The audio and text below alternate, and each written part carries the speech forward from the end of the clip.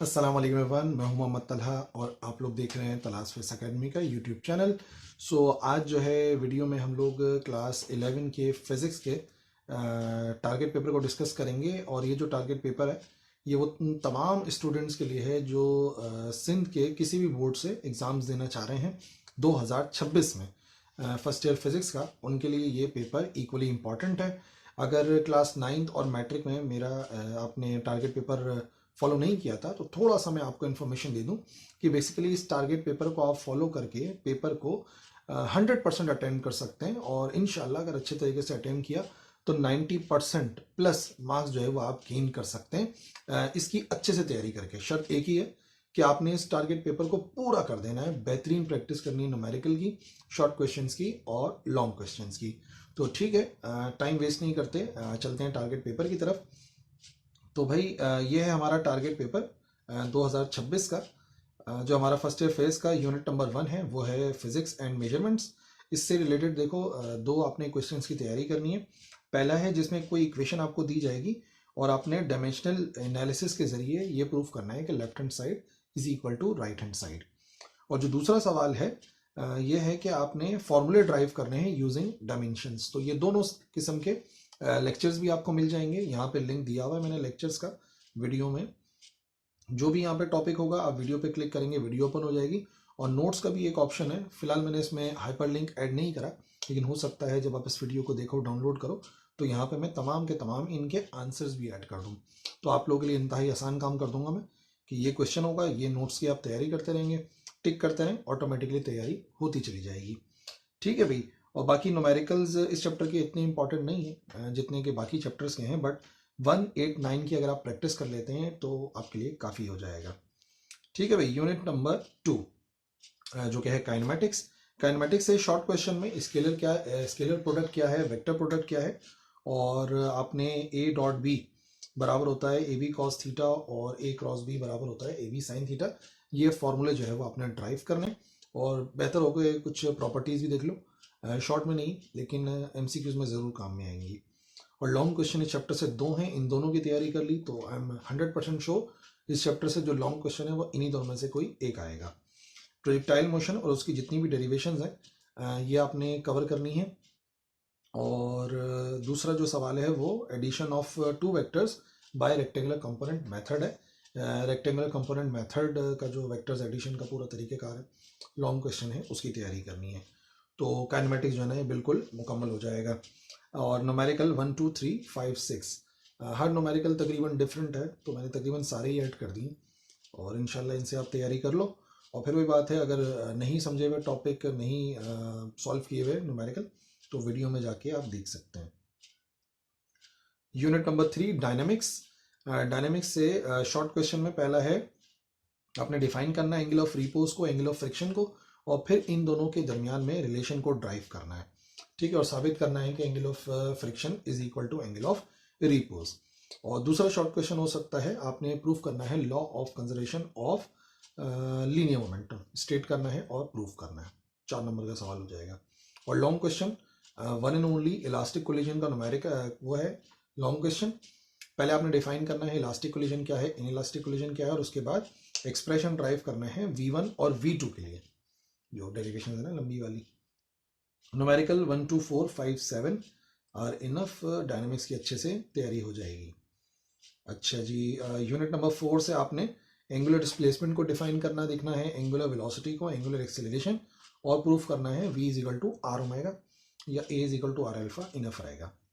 अच्छा, centripetal acceleration और उसका फॉर्मूला ड्राइव करना है, ये भी शॉर्ट क्वेश्चन है। अगर कुछ और ऐड कर देते हैं देन फिर वो लॉन्ग क्वेश्चन बन जाता है। अच्छा जी। डिफाइन ऑर्बिटल वेलोसिटी, ये लॉन्ग क्वेश्चन बता रहा हूँ आपको, यहाँ पे लिखा हुआ है लॉन्ग क्वेश्चन है। ड्राइव करना है expression for the orbital speed and the time period of satellite. ठीक है, दोनों फॉर्मूले ड्राइव करने हैं ऑर्बिटल वेलोसिटी वाले।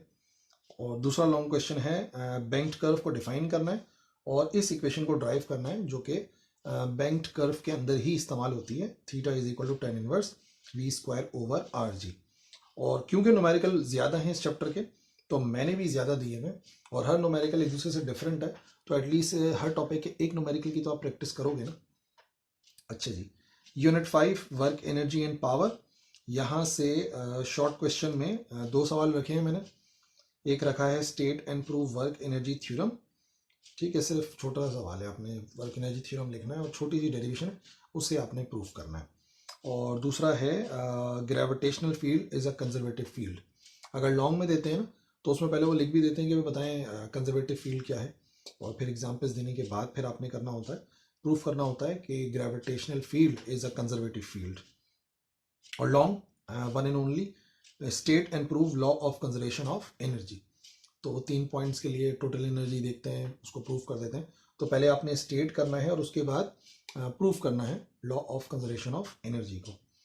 न्यूमेरिकल में 7 है, 9 है, 10 है, 11 है, which will be enough for the rest of the numericals. इनकी तैयारी करो तो बाकी ऑटोमेटिकली हो जाएंगे, ठीक। अच्छा जी, फ्लूइड स्टैटिक्स यूनिट नंबर 6 है हमारा। शॉर्ट क्वेश्चन इसमें से दो आ सकते हैं। पहला हो सकता है पास्कल्स प्रिंसिपल और डिस्क्राइब करना है working of hydraulic press and jack, और दूसरा है आर्किमिडीज प्रिंसिपल और ड्राइव करना है expression for upthrust, rho V G जो फार्मूला है वो ड्राइव करना है। आई थिंक इनफ, कोई लॉन्ग क्वेश्चन मुझे नहीं लगता चैप्टर नंबर 6 से आने का चांस है, तो मैंने उनको शॉर्ट में ही कवर करवा दिया, ठीक है। न्यूमेरिकल हो गया 5, 1, 5, 7, 9 और ये आ गया 10, ठीक। Unit number 7 fluid dynamics. Fluid dynamics में पहला short question equation of continuity का है, तो कोई भी छोटा मोटा डेफिनेशन देके फिर वो कहेंगे भाई ड्राइव इक्वेशन ऑफ कंटिन्यूटी, तो मैंने डाल दिया फ्लूइड को डिफाइन करके ड्राइव करें इक्वेशन ऑफ कंटिन्यूटी। दूसरा short question define terminal velocity और ड्राइव करना है expression for terminal velocity for spherical body, just define करके वो फॉर्मूला ड्राइव करना है, स्टोक्स लॉ वाला, ये स्टोक्स लॉ वाला सवाल है। लॉन्ग एक ही क्वेश्चन, स्टेट बर्नौलीज प्रिंसिपल, पहले आपने स्टेट करना है कि व्हाट इज बर्नौलीज प्रिंसिपल और उसके बाद आपने ड्राइव करना है बर्नौलीज इक्वेशन को। न्यूमेरिकल में जो डिफरेंट न्यूमेरिकल हैं हर टाइप के मैंने शामिल कर दिए, 1 है, 2 है, 4 है, 7 है, 8 और 9। तो इस तरीके से आपका 50% सिलेबस जो है वो यहाँ तक मुकम्मल हो जाएगा।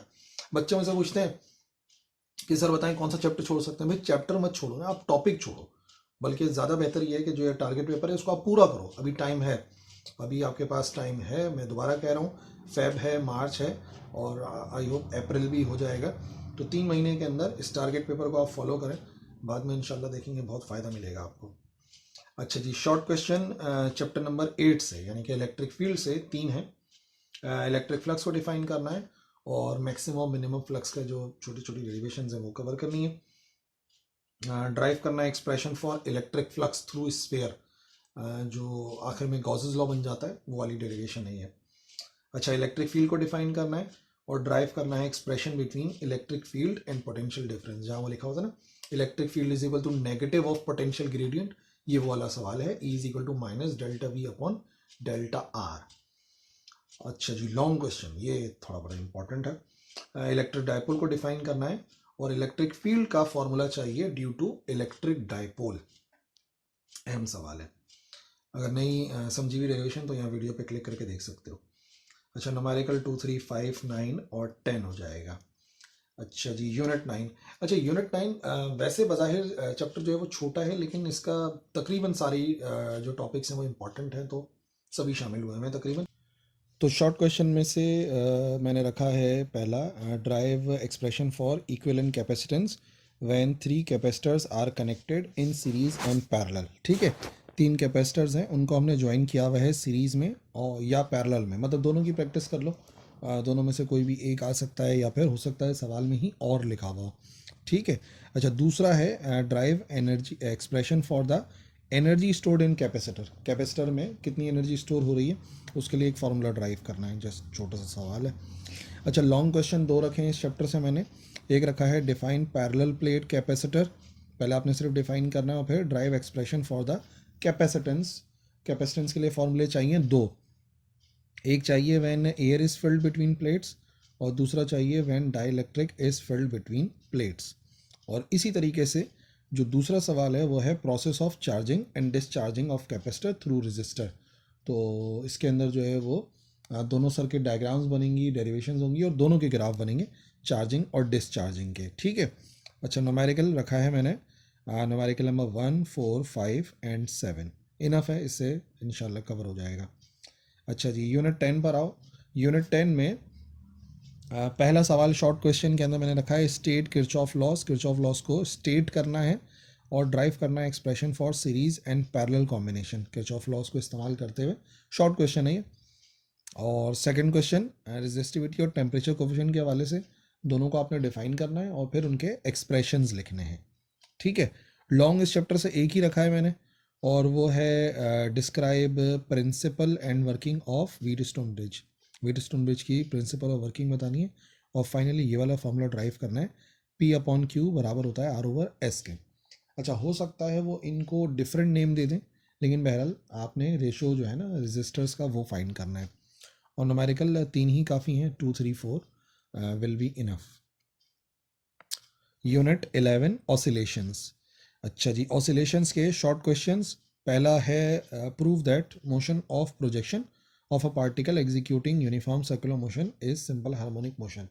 जो यूनिफॉर्म सर्कुलर मोशन वाला केस है ना, पार्टिकल मूव कर रहा होता है सर्कुलर पाथ पर और उसका प्रोजेक्शन बन रहा होता है लॉन्ग डायमीटर, वो है साबित करना है जस्ट कि वो जो है ना सिंपल हार्मोनिक मोशन है। और लॉन्ग क्वेश्चन मैंने रखे हैं 2। एक है कि सिंपल हार्मोनिक मोशन को डिफाइन करना है और प्रूफ करना है कि जो मोशन होता है सिंपल पेंडुलम का वो सिंपल हार्मोनिक मोशन होता है। और इन दी एंड फार्मूला ड्राइव करना है फॉर टाइम पीरियड। ठीक है, टाइम पीरियड का फार्मूला ड्राइव हो जाएगा। अच्छा जी, सेकंड थोड़ा सा अलग है, prove that total energy of system executing simple harmonic motion remains constant. इसमें आपने पहले फार्मूला ड्राइव करना है फॉर काइनेटिक एनर्जी SHM के अंदर, और फिर पोटेंशियल एनर्जी वो भी SHM के अंदर, और आखिर में प्रूव करना है टोटल एनर्जी। जब फाइंड कर लोगे तो प्रूव हो जाएगा कि टोटल एनर्जी कांस्टेंट रहती है। और न्यूमेरिकल्स 4 हैं, 2, 3, 6, 7। न्यूमेरिकल्स की प्रैक्टिस करना अच्छे से, ये 4 न्यूमेरिकल की प्रैक्टिस इनफ होगी, अच्छी हो जाएगी। अच्छा जी, यूनिट 12, इसमें से काफ़ी चीज़ें शामिल हैं। देखो, पहला लॉन्ग क्वेश्चन मैंने रखा है, शॉर्ट नहीं रखा, लॉन्ग रखें। नोट्स और एंटी नोट्स को डिफाइन करते हुए जो स्ट्रेच्ड स्ट्रिंग वाला टॉपिक है ना, जिसमें हमें फॉर्मूले ड्राइव करने होते हैं 1 लूप, 2 लूप, 3 लूप की फ्रीक्वेंसी के लिए ना, और इन दी एंड फंडामेंटल फ्रीक्वेंसी का फॉर्मूला मिल जाता है, ये वाला सवाल है। अच्छा जी, लॉन्ग क्वेश्चन में define Doppler effect. Doppler effect को डिफाइन करना है और एक्सप्रेशन ड्राइव करना है फॉर अपेरेंट फ्रीक्वेंसी। और मैंने केस मेंशन नहीं करा क्योंकि आप प्रैक्टिस तो सारे ही केसेस की करेंगे, उसमें से जो भी पेपर के अंदर आए उसको लिख दो। तो बात ये है कि बस आप सबकी प्रैक्टिस कर लेना। और तीसरा लॉन्ग क्वेश्चन रखा है, न्यूटन्स फार्मूला बताना है जो कि ड्राइव करते हैं हम लोग speed of sound in air का, और आखिर में उसमें जो गलती हुई और जो लाप्लास ने उसको करेक्ट करा, उस लाप्लास करेक्शन को जो है वो एक्सप्लेन करना है। और न्यूमेरिकल 5, 7, 8 और 10 है जिसकी आपने प्रैक्टिस करनी है। ठीक है, फिर आ जाएगा यूनिट 13 फिजिकल ऑप्टिक्स। ये भी एक बड़ा इंपॉर्टेंट चैप्टर है।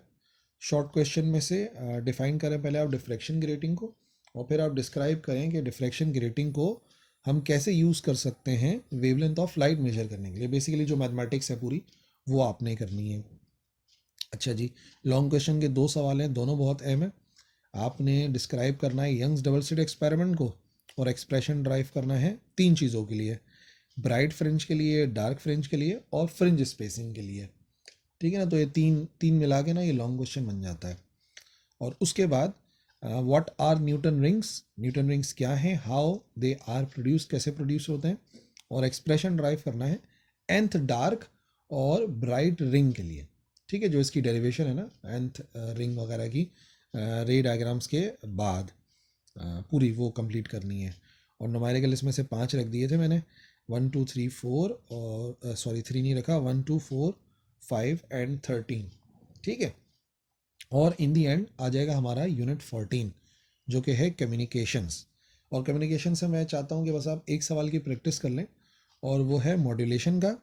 तो पहले आपने मॉड्यूलेशन को डिफाइन करना है और फिर आपने डिस्क्राइब करना है एम्पलीट्यूड एंड फ्रीक्वेंसी मॉड्यूलेशन को, और उसका वो भी है अपना थोड़ा सा एक्सप्रेशन भी है मैथमेटिक्स, तो वो भी। और ये शॉर्ट के लिए है, लॉन्ग क्वेश्चन के लिए नहीं है। तो 14 चैप्टर ना इनफ हो जाएगा। ठीक है भाई, तो अभी ये हो गए सारे टॉपिक्स। ये लंबा सा एक टारगेट पेपर, लंबा इस वजह से है क्योंकि जो फर्स्ट ईयर क्लास है यानी कि क्लास 11 क्लास है आपकी, ये आपके करियर की मोस्ट इम्पॉर्टेंट क्लास है। अगर यहाँ पे आपने थोड़ा सा भी अपना कुछ भी कामचोरी करी, काहली करी और आपने जो है वो सुस्ती के साथ कम सवालों को याद किया और खुदा ना खास्ता पेपर आउट आ गया, तो फिर आपका जो है बहुत मुश्किल हो जाएगा फर्स्ट ईयर को अच्छी तरीके से क्लियर करना, और फिर इंटरमीडिएट तो बहरहाल क्या ही हो पाएगा सही अच्छे तरीके से। तो इस वजह से आपने इस बात पे फोकस करना है कि भाई इन सारे सवालों की मैक्सिमम तैयारी करनी है, इन न्यूमेरिकल्स की मैक्सिमम प्रैक्टिस करनी है। इंशाल्लाह पेपर बहुत अच्छा हो जाएगा। और अगर कोई सवाल है इसके हवाले से तो आप लिखें कमेंट सेक्शन में, इंशाल्लाह मैं ज़रूर रिप्लाई करूँगा। That's all.